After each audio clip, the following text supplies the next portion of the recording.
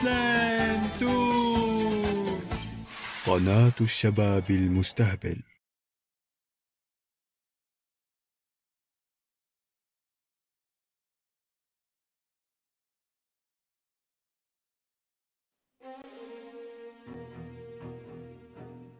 أنت هي التي شتمتني في درس الأونلاين؟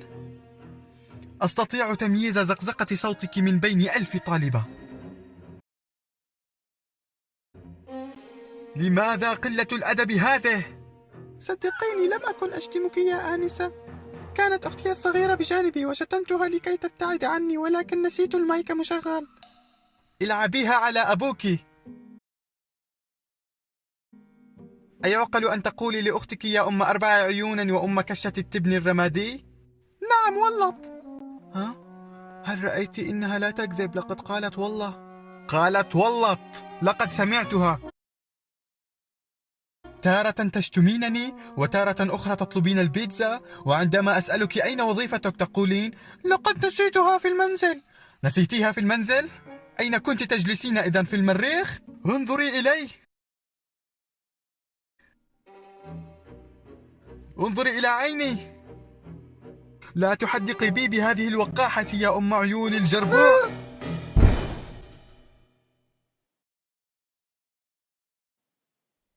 من الحيوان الذي أفصح للآنسة عما فعلته سالي؟ أجلي البكاء لبعد قليلا فدورك قادم.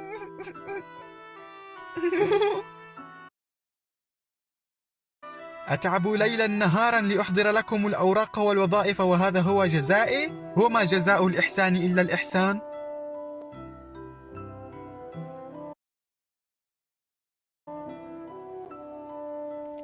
ليكن بعلمك إحسان ماتت منذ زمن آنستي.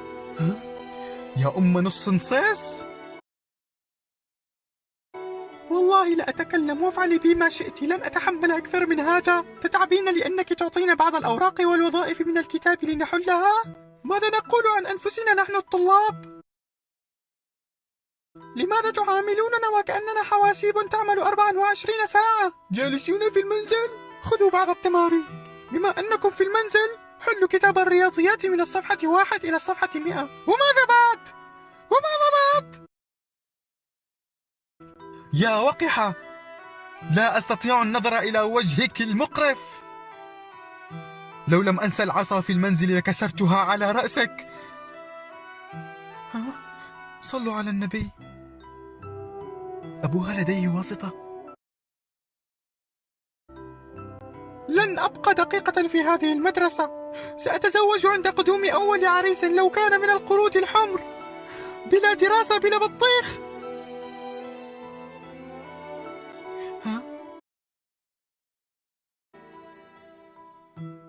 لا تقولي لأبوك بلطي البحر.